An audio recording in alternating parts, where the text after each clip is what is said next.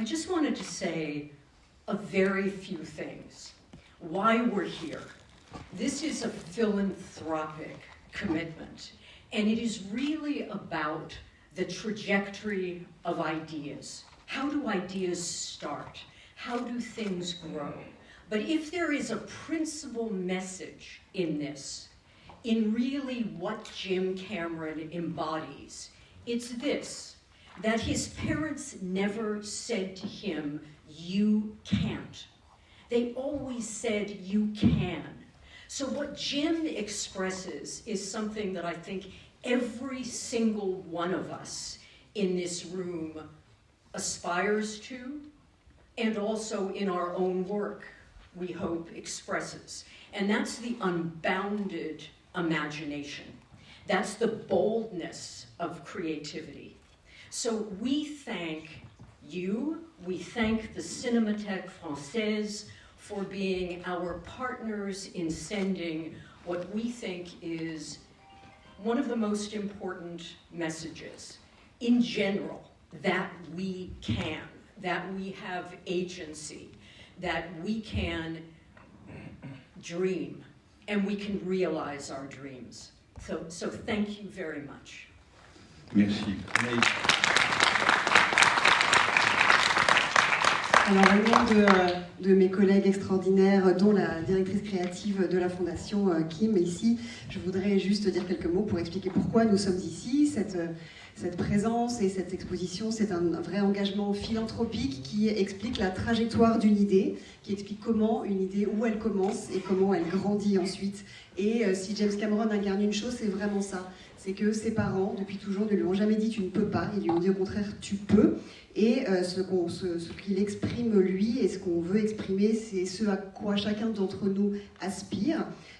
Et on a envie que notre travail l'exprime. C'est l'imagination sans bornes, c'est l'audace dans la créativité. Et donc pour cela, je remercie la Cinémathèque française d'être notre partenaire dans l'expression de ce message, que l'on peut rêver et que l'on peut réaliser ses rêves.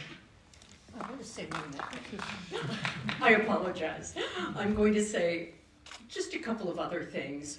I do want to acknowledge and thank, along with the Cinémathèque, along with the French Ministry of Culture, our extraordinary philanthropic partners, a daily relationship for 12 years, and that's Rolex. Rolex has been with us every step of the way on some of the boldest things that Jim Cameron has done. That is the Challenging the Deep exhibit, where Rolex made an extraordinary commitment to science, to deep ocean science. I think, as you all know, Jim is not only a noted filmmaker, he is a historic and singular deep ocean explorer. I also want to thank Julien Dupré and Stéphane Moussakis, very good friends of ours who connected us with the Cinémathèque, and that's the reason we're here today. So again, thank you. We are very grateful. Je voudrais aussi donner quelques remerciements à nos partenaires pour leur travail, la Cinémathèque française et le ministère de la Culture, et aussi Rolex, avec qui nous avons une relation depuis 12 ans, qui est présent à nos côtés depuis 12 ans, et notamment pour la première exposition Challenging the Deep, parce que comme vous le savez, James Cameron n'est pas seulement un grand cinéaste, c'est aussi un grand explorateur des fonds marins, et nous remercions aussi les amis qui nous ont mis en contact avec la Cinémathèque. Merci beaucoup, Maria. Kim, est-ce que vous avez tout de suite quelque chose à ajouter en attendant Jim Cameron? Well, as long as we're thanking people, I would... This project started out as an idea of Maria's, and Chris Prince and I put a book together that's called Tech Noir, which is basically the trajectory of ideas. And so I really like to call out Chris Prince and how he has been a, editorial genius on putting together the copy for this exhibit. And I think Chris is in the room. So I started out, this was my COVID project. I was landlocked in Los Angeles, and Jim had a vault of some 1,200 pieces of art. So what you're seeing in this exhibit is about 225 pieces of 1,200. We would be asked by Rolex specifically to have images for some of their campaigns. And so we said, Jim, why don't we just go ahead and put this thing together? He never thought there was a book, and let alone an exhibit. But I think when you take a walk through the exhibit, you'll see how basically there are 4 or 5 main ideas that started out in childhood and go all the way through his Avatar productions. So it's pretty impressive. I'm honored to be able to be the one that was,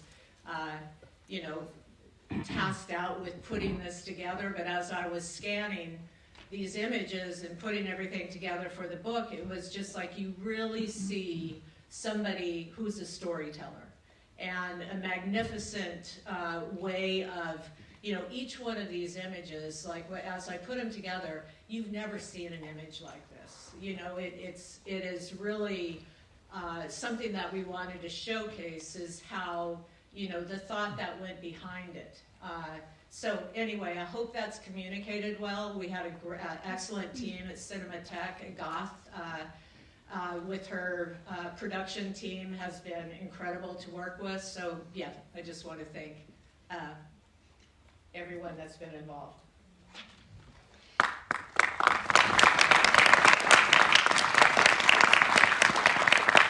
Donc, ce projet, il est sur une idée de Maria et aussi de Chris Prince, que je voudrais remercier. Moi, j'ai publié le livre Tech Noir, en tout cas, je l'ai assemblé, qui montre cette trajectoire des idées. Et Chris Prince l'a aussi magnifiquement mis en place. C'était un peu mon projet Covid. Moi, j'étais confinée à Los Angeles et James Cameron avait chez lui plus de 1200 œuvres. Et dans l'exposition, il y en a environ 225 pièces de cette œuvre. Rolex me demandait des images régulièrement pour ses campagnes, et j'ai dit à James Cameron, pourquoi ne pas en faire quelque chose? Et lui ne pensait pas qu'il y avait matière à faire un livre, encore moins une exposition. Mais quand on va se balader dans l'exposition, on voit à quel point, dès l'enfance, il y avait 4-5 idées principales qui l'ont suivi vraiment sur tout son parcours jusqu'à Avatar, ce qui est très impressionnant à voir.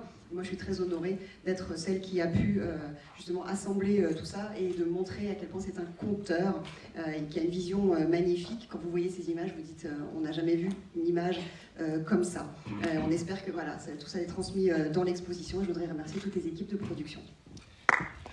Merci Kim, merci Maria. Moi-même, j'ai quelques remerciements à faire rapides, mais chaleureux, à toutes les équipes de la Cinémathèque française qui ont vraiment beaucoup travaillé, et depuis très longtemps, pour que cette exposition spectaculaire ait lieu, et en particulier la direction de la production des expositions.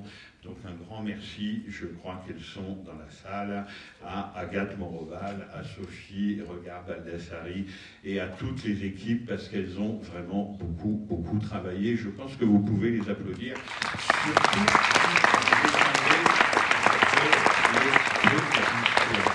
Mathieu, est-ce que tu peux nous dire en un mot, après Maria et Kim, comment le travail de l'exposition et autour donc, de ce corpus de plus de 1000 pièces de Jim Cameron s'est organisé pour arriver à ce résultat au 5e étage? Merci encore à Maria et à Kim pour leur confiance. Ça a été un voyage extraordinaire dans dans la phase totalement immergée et inconnue de James Cameron. On le connaît tous évidemment comme le grand cinéaste qu'il est, un peu déjà en France aussi grâce à ses documentaires 3D sur la dimension d'exploration sous-marine, on en a parlé tout à l'heure, mais peut-être que cette partie de dessin qui est très vaste, qui est très hétérogène et certes qui est la moins connue du grand public, et ici on a l'occasion totalement inédite, non seulement en France mais dans le monde, de les voir en vrai. On a tenu à ce que la plupart des dessins soient évidemment des originaux, et ça c'est très fort quand on les voit. Il y a une grande hétérogénéité de dessins, parce qu'il y a des dessins très techniques, il Il y a des dessins qui ont valeur d'œuvre d'art à part entière, où il y a un travail de la lumière qui nous fait presque penser à des peintures. Il y a des storyboards. En tout cas, il y a toute une diversité qui, moi, m'a saisi. Vraiment, j'ai l'impression d'être face à un trésor. Ça avait été communiqué un petit peu pour certains à l'époque sur les tournages des films, parce que certains dessins avaient une valeur utilitaire de pouvoir incarner une vision, incarner une scène, un mouvement, un cadrage, comment ils voyaient le rapport de l'ombre et de la lumière avec un corps au milieu. Donc ces dessins pouvaient parfois circuler, ce qui explique que certains aient un peu une sorte de pâte, de vernis un petit peu abîmé, mais qui leur donne au contraire une consistance et une beauté. Certains, comme je l'ai dit, ont valeur carrément d'œuvre d'art. Et nous, le travail, ça a été de se dire, après tout, la plupart de ces dessins ont une finalité qui est celle du cinéma. Qui est celle des films. Alors il y a quelques cas de films non réalisés, de films fantasmés, de films de jeunesse, mais la plupart malgré tout ont cette finalité qui est le cinéma. Et donc on a tenu effectivement avec Agathe dans nos discussions à se dire que l'art de James Cameron c'était principalement les dessins, ce fil rouge, mais qu'aussi il fallait le mettre en perspective avec le cinéma. Que ces dessins c'était comme des phares qui éclairaient autrement les films et qui leur donnaient une nouvelle perspective. Et donc le cinéma, comment il arrive dans une exposition, ça on le sait sous forme d'extrait de film, mais pas seulement, on a tenu aussi à choisir des choses un peu rares, de making-of par exemple, qui montrent l'envers du décor des films, quelque chose qui est très important, surtout dans une partie où on veut expliciter un peu les inventivités technologiques de James Cameron, et puis aussi des objets 3D. Là aussi, on a la chance de pouvoir, avec la fondation Avatar Alliance Foundation, de pouvoir montrer des objets vraiment uniques, qui sont parfois des accessoires, qui sont parfois des objets qui ont servi au tournage. Et puis aussi, je tiens à les remercier parce qu'ils sont dans la salle, le musée du cinéma et de la miniature de Lyon, qui a aussi toute une collection de cinéma pop qui nous manque cruellement à la Cinémathèque, qui permettait d'incarner au sens le plus strict, Alien en particulier, ou Terminator 2. Et donc tout ça, tout ce montage, tout ce travail, ça a été de faire vivre les dessins pour eux-mêmes, mais aussi dans le dialogue qu'ils pouvaient créer de manière unique avec le cinéma. Et on a la chance d'avoir fait un catalogue qui m'a parlé de la version américaine, avec Chris Prince, qui nous ont aidés avec l'éditeur Inside de faire une version nouvelle, française, un peu plus courte, c'est vrai, mais qui représente quand même et qui donne à voir une immensité quand même de ce champ qui est celui de Cameron illustrateur, Cameron dessinateur, Cameron artiste, et avec la chance d'avoir aussi quelques textes originaux spécialement pour la version française, en particulier un texte de notre président Costa Gavras. Donc voilà, c'était une expérience magnifique. C'est le seul manquant parmi nous ce matin, c'est Costa Gavras. Mais Costa Gavras, il est en pleine activité, donc il tourne. Donc il ne nous rejoindra que ce soir pour saluer James Cameron. Je crois qu'il est prêt. Si vous voulez bien l'accueillir, messieurs, dames, Monsieur James Cameron.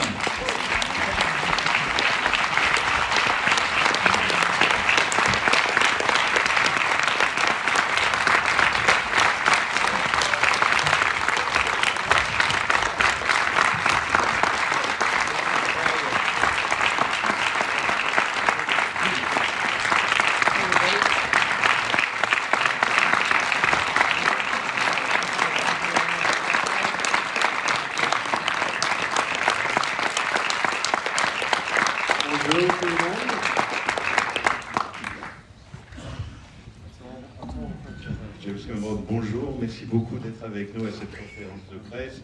Vous connaissez Kim, vous connaissez Maria, vous connaissez Mathieu. Anaïs est votre traductrice. Juste une question avant de laisser la parole à la salle. Vous avez découvert l'exposition hier, donc maintenant vous la connaissez. Est-ce que je peux vous demander quelle a été votre première impression? Parce que même évidemment, si c'est un travail que vous connaissez par cœur, tout d'un coup il était organisé, il a été montré. Qu'est-ce que vous avez ressenti? Yeah, I think you were saying, like what was my impression from seeing it all at once, right, to the crew. Interesting, because I realize that it's really like a biography. You know, and looking back to the ideas that I had when I was a kid and the evolution of those ideas over time, and then as a young filmmaker, and then through to the present day, I think one of the things that Kim was able to create, both in her supervision of the book, and then the exhibit drew from that, was the evolution of the ideas. And the philosophy or whatever. You know, I mean, I don't consider myself to be a great artist per se. I think that the value of the art in the exhibit is to see that evolution of a filmmaker as an artist, because ultimately my end goal was to paint with light on the big screen, you know, and those I now see that as those were just steps along the way. I was trying to express myself. Go ahead, sorry. C'est intéressant parce que quand j'ai revu tout ce parcours retracé, ça m'a donné l'impression que c'était comme une biographie de moi, et de revenir à mes idées d'enfant et de les voir évoluer jusqu'à mes premiers pas de jeune cinéaste et ensuite jusqu'à aujourd'hui. C'est ce que Kim a su créer à travers d'abord le livre puis l'exposition, c'est l'évolution d'une idée et la philosophie qu'il y a derrière. Je ne me considère pas forcément comme un grand artiste plasticien, mais la valeur de cette exposition, c'est de montrer justement le fait que le cinéaste est un artiste, parce que je peins avec de la lumière et c'est mon moyen d'expression. Première question de la salle, si vous voulez bien. Monsieur, qui a le micro? Attendez le micro et présentez-vous, s'il vous plaît. Voilà, plutôt en français, si vous voulez bien. Comme ça, Anaïs va traduire à Jim Cameron la question. Je vous en prie. Je peux le faire en anglais aussi. Alors en anglais, allez-y. Ok. Bonjour Jim, donc merci beaucoup d'être ici à la Cinémathèque aujourd'hui. Je fais une rétrospective sur Abyss et la création du pseudopode, et donc je voudrais vous poser une question sur les plans abandonnés de Abyss, notamment le plan où en fait on voit le pseudopode se former en espèce de crochet et essayer de choper l'ogive nucléaire. Ce plan a été supprimé du film et a été storyboardé. En revoyant ce plan, je me dis, comment vous avez fait pour vous dire, je peux supprimer ce plan sans que ce soit problématique pour le scénario? Est-ce que ça aurait changé quelque chose de voir le pseudopode prendre cette ogive, essayer de la reprendre et de l'emmener dans les abysses avec les NTIs?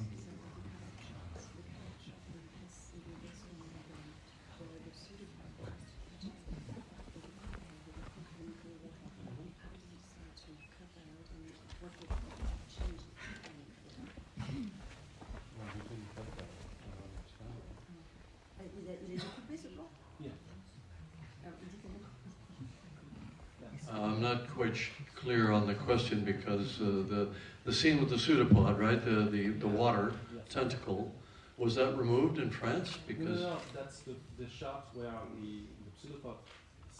Oh, I see what you're saying, right? Because you see the maquette with the four prongs, right? And then eventually we didn't actually do where it grabs it, yeah. But that was in an early design when we were just kind of spitballing ideas, and we didn't even shoot it that way. So there was actually nothing to remove from the film. We decided to do it a different way, where it's examining the warhead. And then and we don't know what it might do next. And then Michael Bihn's character closes the door, cuts it off, and the whole thing collapses. It loses its control signal or whatever it was that was creating the water to cohere. So yeah, but that's really observant, because you can see the evolution of the ideas there, and just in those three acrylic maquettes. And that was just part of the creative process. People propose ideas, sometimes in a drawing, sometimes in a sculpture, and then we winnow it down to the story that we actually want to tell. I think that raises a greater question about the idea of the filmmaker as an artist or as an auteur, or one of these ideas, right? That, like we all imagine, Hitchcock had it all perfectly in his mind in complete focus. He may well have, I don't know. The way it works for me is it's a series of propositions to a creative team, and sometimes I have a pretty clear image, but I also like it to be very collaborative and people that bring ideas in, more so as I went along. You could see in my early films that I had a crystal clear idea, and then we executed on that because we had no money. We had to do only the one thing. But as I've gone on over the years, it's a much more collaborative process now, and that was beginning on The Abyss, and that's a perfect example. And I was storyboarded, actually. That was storyboarded. Yeah, right. Oui, donc en fait, c'était effectivement sur le storyboard, mais ça n'a pas été tourné comme ça. Donc il n'y avait pas forcément quelque chose à couper, puisque au bout du compte, on a fait différemment. On voit que le pseudopode scrute l'ogive et on ne sait pas ce qu'il va en faire. Et finalement, voilà, le personnage de Michael Biehn ferme la trappe et ça permet, enfin, en tout cas, on ne peut plus contrôler. Donc ça montre, c'est un exemple très intéressant qui montre l'évolution d'une idée dans le processus créatif. Donc différentes idées sont proposées et ensuite ça va jusqu'à l'histoire que l'on veut raconter effectivement. Donc plus largement, ça montre que le cinéaste en tant est un auteur. On imagine toujours que Hitchcock avait tout en tête forcément, c'était peut-être le cas, mais en tout cas moi ce que je sais c'est que ça part d'une série de propositions par les équipes. C'est un processus assez collaboratif. Parfois j'ai des idées assez claires de ce que je veux faire. Mais en tout cas, ensuite, ça devient collaboratif. Dans mes premiers films, j'avais une idée peut-être plus limpide et il fallait l'exécuter tel que je l'avais imaginé parce que j'avais un petit budget. Mais avec les années, maintenant, c'est de plus en plus quelque chose qui se fait en équipe. Isn't she great?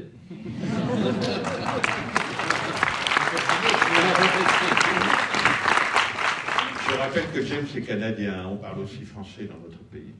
Un peu. Monsieur. Bonjour, ça marche? Allez-y, monsieur. Bonjour. Merci beaucoup d'être là et merci à tous ceux qui ont travaillé sur l'exposition, c'est magnifique. Je voulais parler justement du processus de collaboration avec les artistes. Vous êtes un artiste et je voulais savoir comment vous discutez, vous travaillez, vous partagez votre travail avec les illustrateurs et les designers qui travaillent sur vos films. Et je voudrais prendre un exemple précis. Doc Chiang a été engagé pour visualiser le T-1000 dans Terminator 2. Et est-ce que vous vous souvenez de votre collaboration avec lui sur le T-1000?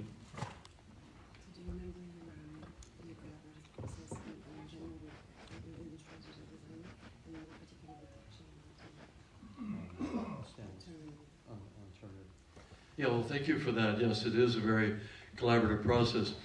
On the early films, the first two, Terminator and Aliens, on Terminator, I basically drew everything because we had no money.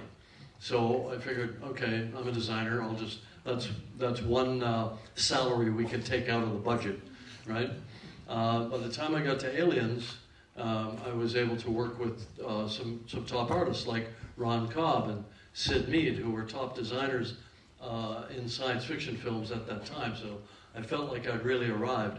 I still wanted to do some of the design work myself, so we basically split it into one-third, and I did the military stuff, the costumes and the weapons, and I mean, you can see it in there, the parts I did, and then Ron and Sid Mead did everything else.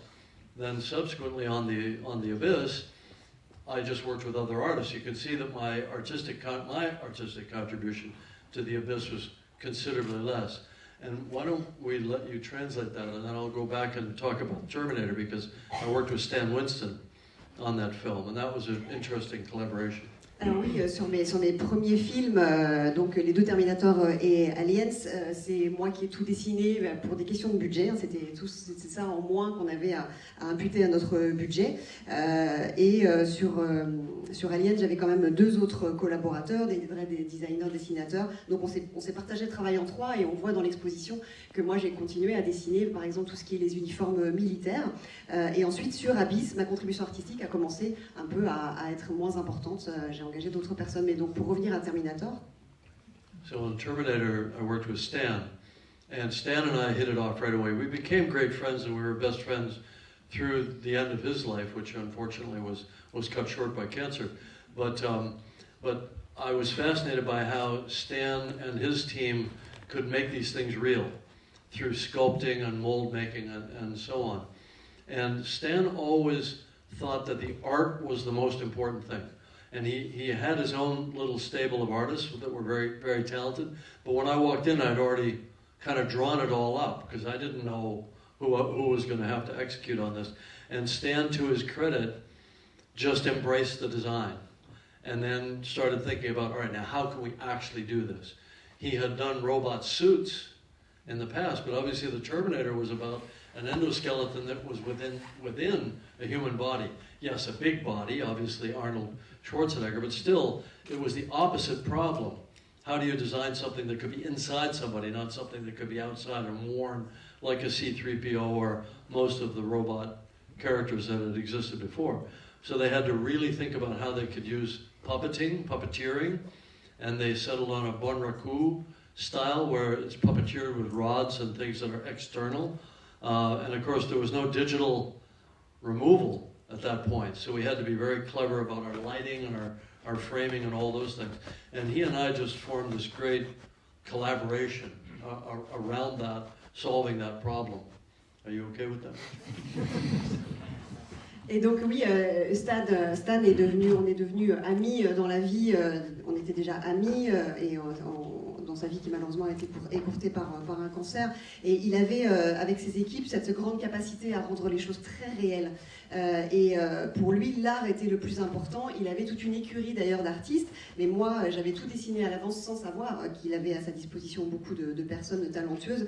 Et je dois reconnaître qu'il a été incroyable parce qu'il a tout de suite pris mes idées en compte. Et alors que c'était une difficulté d'avoir un endosquelette à l'intérieur d'un corps, d'habitude les robots qu'on voyait au cinéma jusque-là, c'était l'inverse. Et c'était pas comme les robots habituels. Il a fallu mettre au point des techniques avec des marionnettistes et qui en fait les maniaient, ces marionnettes, depuis l'extérieur. Et avec des procédés mécaniques, et comme il y avait beaucoup de monde qui maniait ces choses-là au fur et à mesure, il fallait faire très attention notamment au cadrage, etc. Monsieur là-haut, et allez-y.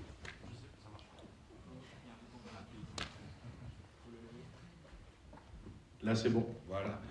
Bonjour, Matteo Maestracci de la radio France Info. J'ai une question sur la relation de James Cameron avec la France et en particulier la presse et la critique française. Il y a pas mal de cinéastes des années 80 qui faisaient des films d'action, des films de genre, comme John McTiernan, comme John Carpenter, qui ont été à ce moment-là un peu descendus ou méprisés par une partie de la presse, et ensuite seulement leurs œuvres ont été réhabilitées, on les a considérés comme des auteurs. Est-ce que vous, James Cameron, vous avez l'impression que vos films ont été bien accueillis par la presse française dans ces années-là, ou est-ce qu'il a fallu du temps pour que ça arrive? Merci.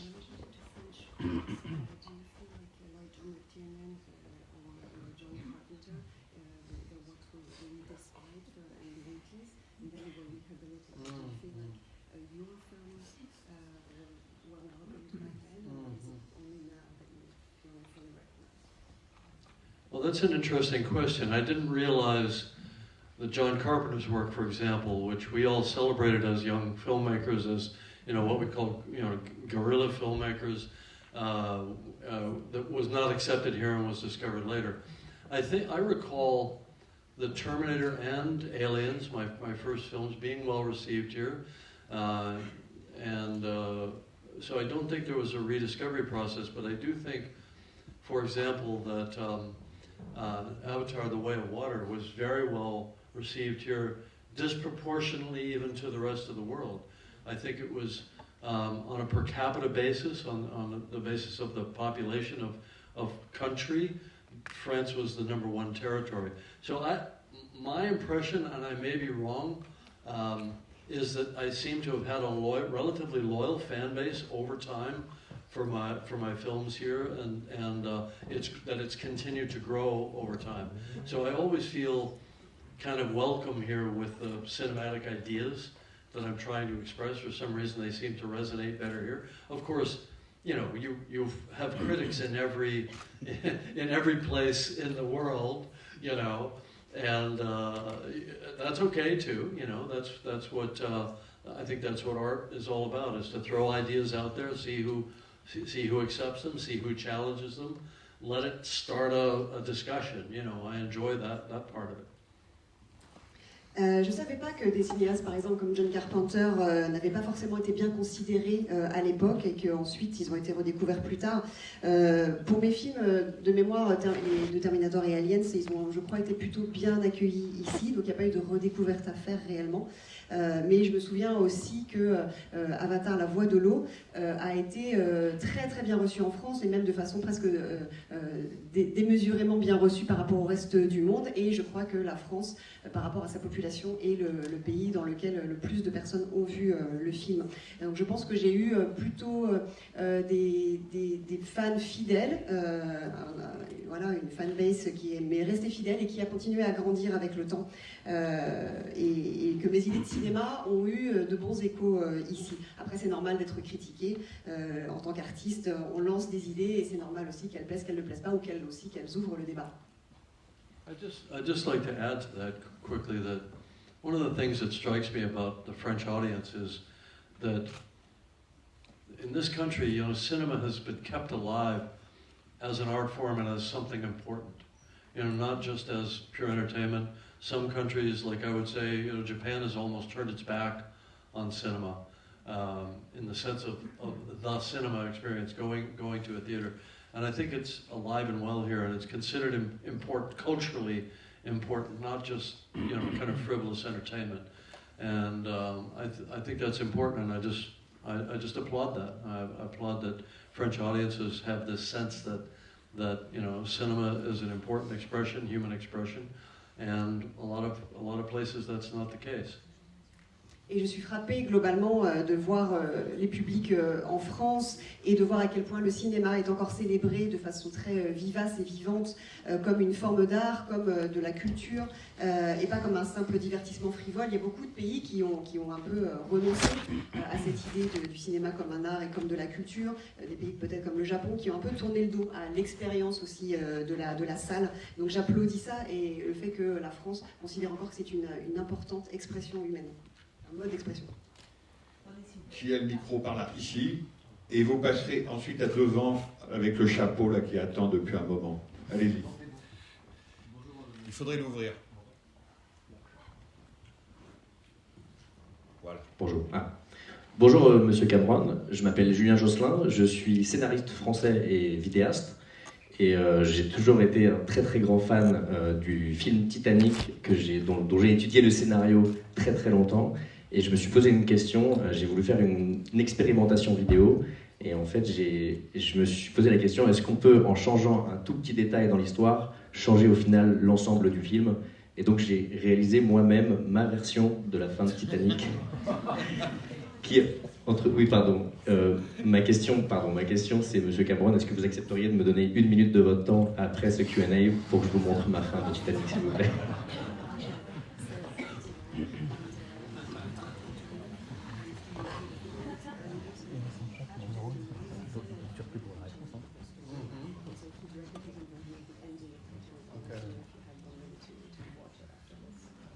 Okay.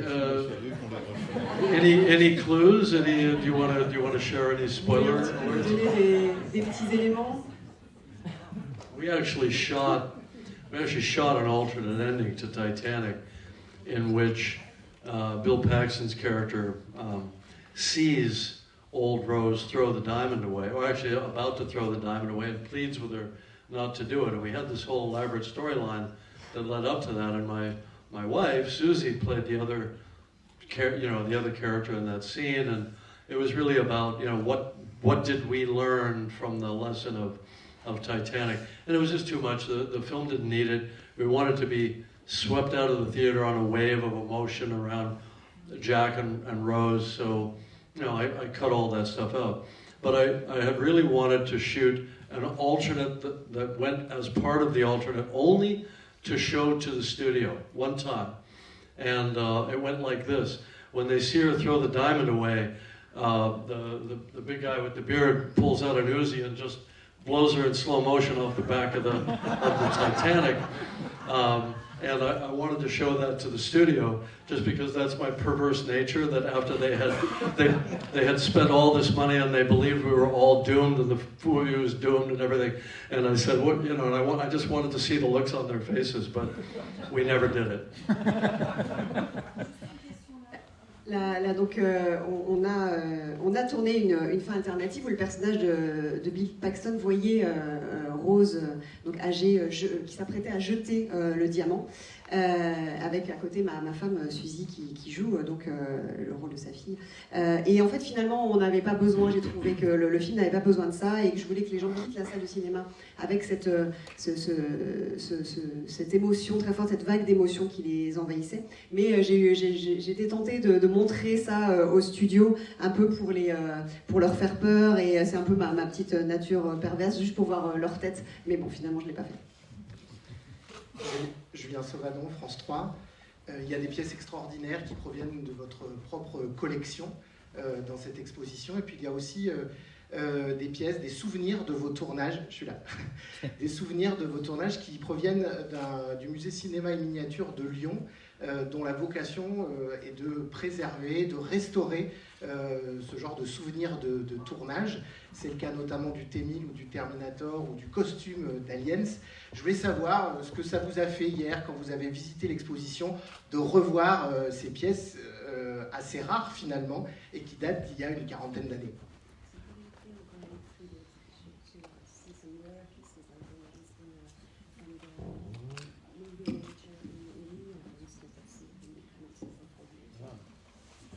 Well, I think, for any fans of the films that I've made, I think it's an interesting journey. It's a very interesting journey for me to go through it. As I said, it's a bit biographical, and to see, I think what Kim did that's quite remarkable is she was able to group the art and support it with clips from the films thematically into these kind of separate buckets. And so you can kind of follow the progress from some of the earliest very, kind of juvenile pieces in grade school and then in high school and then onward into college, and see how they ultimately got included into the movies that I made, but in different categories like, robots and post-apocalyptic themes and the idea of, bioluminescence and our connection to nature and all those things. So I think there's an organizing principle in the work that I wouldn't have seen when we just pulled all this stuff out. We were doing something for Rolex, and we just pulled out a bunch of old art that was just in boxes, and I said, these are all just scraps. They're just bits of notebooks from high school and college and things like that. I didn't think there was any value to it. And Kim started to go through it, and that's when she started to see these patterns and then link those patterns to the movies. So when I walk through the exhibit, I'm actually surprised at the connection. I'm kind of surprised at how little I've actually evolved in my thinking over the years. I'm basically the same kid now that I was then. But, I always tell everybody I only have 5 good ideas. I just keep reusing them in different ways. Pour tout fan, je pense que ça peut être intéressant de voir ça. Pour moi, évidemment aussi, de voir comme ma biographie. Et je trouve que le travail remarquable de Kim a été de regrouper ses œuvres, de les coupler avec des extraits et ensuite de les organiser sous forme de thématiques. Et on voit mon parcours un peu chronologique depuis quand j'étais écolier, puis ensuite étudiant, et ensuite comment ces œuvres ont été petit à petit intégrées dans mes films. Mais dans différentes catégories, la catégorie robot, la catégorie monde post-apocalyptique, ou la bioluminescence et le lien avec la nature.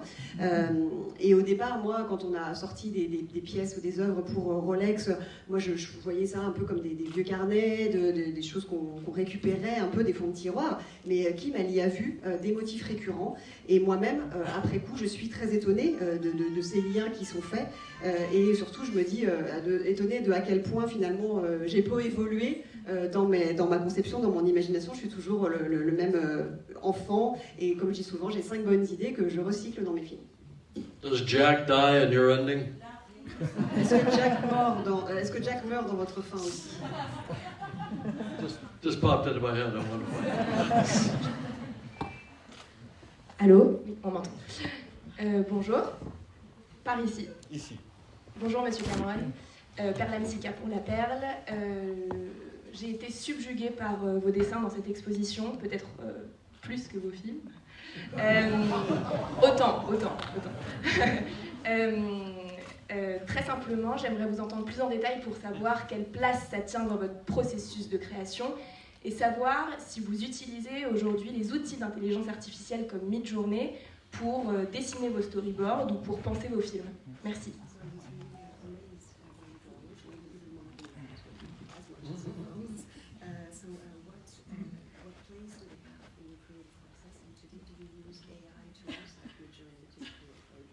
Okay, well, I'll get to the AI thing in a second. Obviously, thank you, by the way, for the compliment. That's very kind.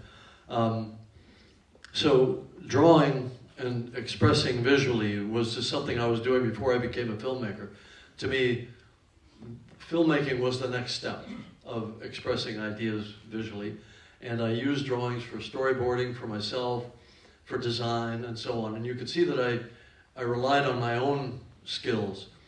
When I had the opportunity, I hired people better than me, and then I focused more on the finished product, the finished image of the film. And so now, like for example, on the Avatar films, we have an art department with a number of artists that work in it that are exceptionally talented, really, and it's really such a joy to work with them. I may sketch something up very quickly, or I may just give them a verbal description. And then the art that they bring to it is so inspiring to me. I was even sharing it with the other writers when we were doing the scripts for the Avatar sequels. We just put the art up on the wall. So it's very much a feedback loop. It's part of the process. You get the images down, and then you start to, and then that helps with the storytelling, and then the storytelling inspires the images. So it's a positive feedback loop. Why don't you do that, and then I'll deal with the AI portion. Merci beaucoup de votre compliment. Le dessin, ça a été ma première expression artistique visuelle, avant même d'être cinéaste. Le cinéma, c'est venu après, donc c'était une étape ultérieure. Et ensuite, je m'en suis servi du dessin pour faire mes storyboards, pour les décors. Donc j'ai utilisé mes compétences à moi. Et puis ensuite, j'ai engagé des gens qui étaient encore meilleurs que moi pour faire ça. Et pour Avatar, on a tout un département artistique avec des gens de très grand talent avec qui j'adore travailler. Quelquefois, moi, je vais dessiner un croquis ou je vais leur faire une description avec des mots de quelque chose que je vois. Mais leur dessin à eux m'inspire aussi énormément. Et pendant la production d'Avatar, j'ai accroché au mur leur dessin et ça crée comme ça un cycle créatif. La narration nourrit le dessin et le dessin nourrit la narration. So with respect to AI, this is a complicated subject. And we're just now confronting how it might impact cinema and art in general. But that's relatively recent because of generative AI. But if you go back before generative AI, there was machine learning, deep machine learning. We were using that as a tool on the Avatar films. For example, when we have to create a forest, we'll generate models of some of the foreground plants as examples, but then in terms, we'd actually grow the forest almost following ecological rules using machine learning principles and algorithms. So in order to do the world building beyond the immediate foreground, at that point we'd use machine learning algorithms to do that. But we never generated images with generative AI, the way you could create still images and video images. And I don't see that being a part of our process on the Avatar films. Other than possibly, it might be a way for us to quickly storyboard sequences. I can imagine a scenario where our data set that we scrape from is entirely other world building that we've already done for the Avatar world. And we ask Gen AI to create new images for us based on the images that we've already created. I can imagine that being a possibility. But we would never use it to create the finished image, because the finished image is based on the actors. It's based on what the actors actually do, what their process. Why don't you go that far, and then I'll continue. Are you okay on the terms? Yeah. Oui, donc l'IA, c'est un sujet complexe et on est seulement en train de se rendre compte à quel point ça va ou ça peut affecter le cinéma. Mais il y a plusieurs types d'IA. Donc il y a l'IA générative aujourd'hui dont on parle beaucoup, mais on l'a déjà utilisé, nous, l'IA, les formes précédentes d'IA, le machine learning par exemple, on l'a utilisé comme outil dans Avatar pour créer des forêts. En fait, on mettait donc au premier plan des plantes et ensuite les algorithmes fonctionnaient à partir de règles écologiques donc de la forêt pour augmenter et pour créer ces forêts de façon large. Mais on n'a jamais généré d'image originale avec de l'IA générative. Moi, je ne vois pas ça comme un outil que je vais utiliser pour la série des avatars. Peut-être pour storyboarder rapidement des séquences, créer des nouvelles images, mais sur la base d'images que on a déjà créées, mais jamais pour créer des images finales, parce que les images finales, elles viennent de ce que nous donnent les acteurs. Right, so you've got machine learning, which we've been using for 20 years. You've got generative AI, which we don't use at all. Although I think there are people that think we use a lot of AI in Avatar films to create the worlds that we do, but it's all designed by people. It's modeled by people. Like I said, some of the distant things in the coral reef and in the forest might be generated that way, but the things that are important are created by people. So it's me with my virtual camera doing the framing. It's the actors doing the performance.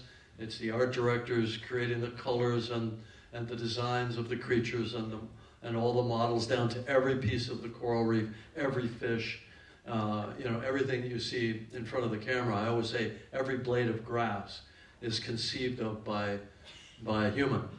And we're proud of that. It's a very human-centric process. It's a very actor-centric process. It's about, the human impulse, the human vision, and the human emotion, and us trying to capture that. There's another aspect to AI, which obviously looms still in the future, which is the idea of AGI, artificial general intelligence, which may be more powerful than us, more intelligent than us. And I always joke, I made a movie about that back in 1984. It didn't turn out so well. Donc le machine learning, c'est quelque chose qu'on utilise depuis 20 ans, mais l'IA générative, jamais, même si certains pensent que sur Avatar, c'est ce qu'on a fait. Mais tout est dessiné par des humains. Il y a seulement, comme je disais, dans les forêts, des choses comme ça, des arrière-plans. Mais tout ce qui est important, c'est fait par des humains. Donc que ce soit moi avec ma caméra virtuelle pour un cadrage, ce que nous donnent les acteurs quand ils jouent et les designers, donc les coraux, les poissons, tout est...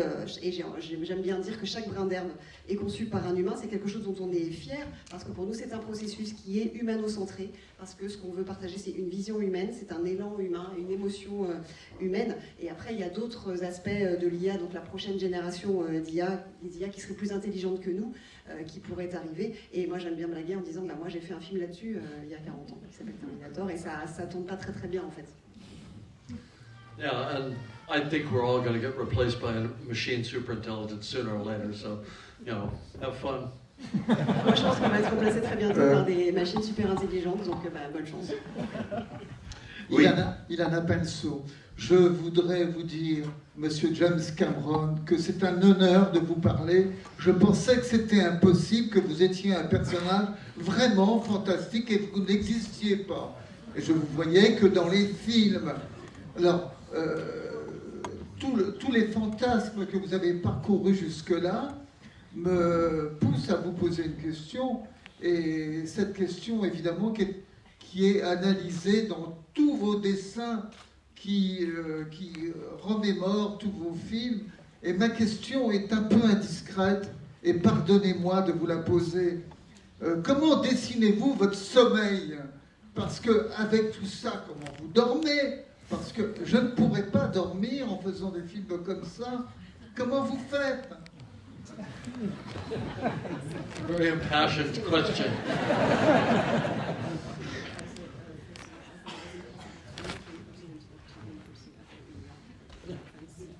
I'm just an AGI, I don't really exist. C'était pas vraiment, en fait, je suis un robot d'IA.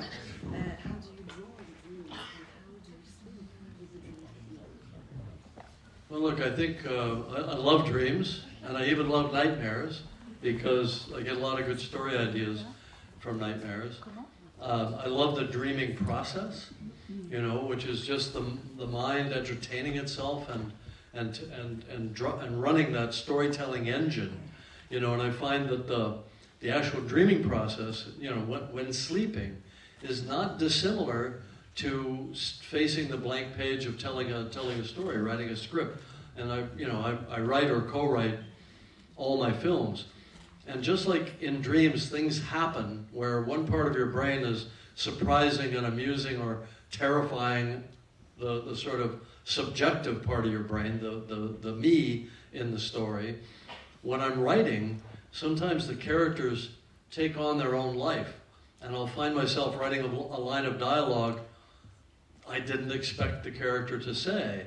And sometimes the characters just take over and the scene goes in ways that you didn't expect. And that's the most fun in the whole thing. But I would draw your attention to a couple of things in the exhibit there. There's a drawing, not very big, on black paper that I did when I was 19. And I had a dream about a bioluminescent forest. And it was so powerful and so beautiful that when I woke up, I had to try to draw it. And I'm sure I didn't do it justice. And I drew it in oil pastel. And in it, there were these trees that looked like fiber optic lamps. And there were these little spinning orange creatures. I knew from the dream that it was a lizard-like creature that would whip out a kind of membrane like a Chinese fan and spin. I didn't draw it that way, but I knew what it was. Years later, all of that wound up in Avatar. It was the basis, really, of the idea for Avatar, that there was a planet where, you know, everything was bioluminescent. So dreams are powerful. That was a beautiful dream. I'll continue after the translation about the terrifying dreams that wound up in The Terminator and in Aliens. J'aime vraiment beaucoup les rêves et aussi les cauchemars parce qu'ils donnent de très bonnes idées également. C'est un beau processus très moteur de la pensée humaine et qui n'est pas si dissemblable que ça de la page blanche de l'auteur ou du scénariste ou de l'écrivain. Comme moi j'écris ou je coécris tous mes films, je me rends compte de ce processus en écrivant et même mon cerveau, que ce soit dans mon sommeil, quand je rêve ou quand j'écris, je suis souvent étonnée par ce qui arrive finalement sur ma page. Parfois les personnages se mettent à vivre leur vie et je me surprends à écrire des répliques de mon personnage auxquelles je ne m'attendais pas forcément. Et quand le personnage comme ça prend le pouvoir, je trouve que c'est le plus intéressant, le plus plaisant. Il y a un dessin de moi qui n'est pas très grand dans l'expo que j'ai fait quand j'avais 19 ans sur une forêt bioluminescente. C'était un rêve que j'avais fait. C'était tellement fort, cette image est tellement beau qu'à mon réveil j'ai voulu le dessiner. Je ne sais pas si j'ai rendu vraiment justice à ce rêve, mais en tout cas il y avait donc ces arbres comme des lampes et cet animal, comme un lézard comme ça qui s'ouvre. Et plus tard, ça s'est retrouvé dans Avatar, dans cette planète qui est entièrement bioluminescente. Donc ça, c'était la partie des jolis rêves. Maintenant, les rêves un peu plus terrifiants. So let me continue with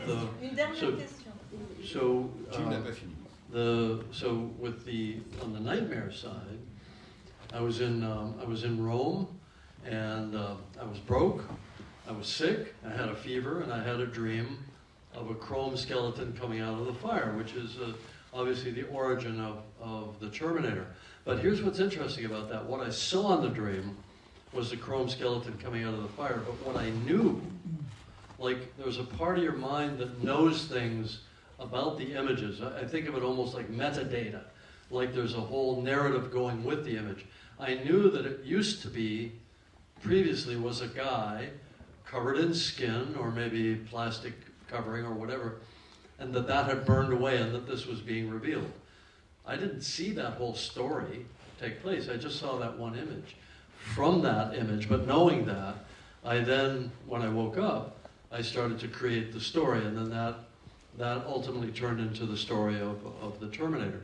So I think there's something very interesting about the dreaming process, that there's also a kind of a storytelling that's going into every image, and we're perceiving it on multiple levels as it's playing back in our minds. Et pour la partie cauchemar, donc j'étais à Rome, j'étais fauchée et j'étais malade, j'avais de la fièvre et j'ai rêvé d'un squelette chromé qui sortait du feu et donc évidemment on sait que c'est cette image qui a fini dans Terminator. Et ce qui était intéressant, c'est qu'il y avait une partie de mon cerveau qui a non seulement vu cette image, mais a analysé en arrière-plan de ça, un peu comme des métadonnées, qu'il y avait un récit qui allait avec et qu'avant, ce squelette avait été un homme ou recouvert en fait d'une enveloppe corporelle humaine. J'avais pas vu cette histoire, j'avais vu seulement cette image, mais à mon réveil, j'ai à partir de là développé l'histoire qui ensuite devient Terminator. Et c'est ça qui est intéressant, c'est la perception à plusieurs niveaux qui se crée quand on revisite ensuite cette image. I'm just going to say one other thing about dreams. It's a beautiful engine of creation, but it's not very reliable as a tool because I never dream about the movie I'm making while I'm making the film. I dream about some of the images ahead of time, I harvest from those images, then when I'm making the film, it's all a conscious process, working with the other artists and so on, and having to do the hard work of making it somehow tangible. And I don't start dreaming about a movie that I've worked on until 10 or 15 or 20 years later, and then that's always a nightmare. Et le rêve est un très beau moteur créatif, mais pas forcément très fiable. On ne peut pas compter dessus, en tout cas, parce que je ne rêve jamais des films pendant que je suis en train de les faire, ça c'est certain. J'en rêve en amont, en général, parce que ensuite, quand je fais le film, c'est un travail conscient pour rendre tout ça réel. Et quand je rêve après coup de mes films, c'est en général 10-15 ans plus tard, et là, c'est toujours des cauchemars. Merci beaucoup, James Cameron. On va s'arrêter là. Pardon pour la frustration, mais il a un emploi du temps que vous imaginez qui est très compliqué. Moi, je voudrais juste vous dire un mot. À Kim, à Maria et à vous, Jim, merci infiniment de nous avoir fait confiance. Mais avant ça, juste un mot de l'homme de Cinémathèque. Merci d'avoir consacré du temps et de l'argent et des gens à garder toutes les traces de votre travail. Parce que quand on est un artiste conscient de ce qu'on fait, on garde. Et comme ça, ensuite, on peut le montrer dans les cinémathèques. Les cinéastes qui jettent tout, on ne peut pas faire grand-chose avec leur travail. Donc merci infiniment, non seulement de nous avoir fait confiance, mais d'avoir créé l'Avatar Alliance Foundation pour garder toutes ces traces de votre travail, ce qui nous permet aujourd'hui de les partager avec vous. Merci infiniment.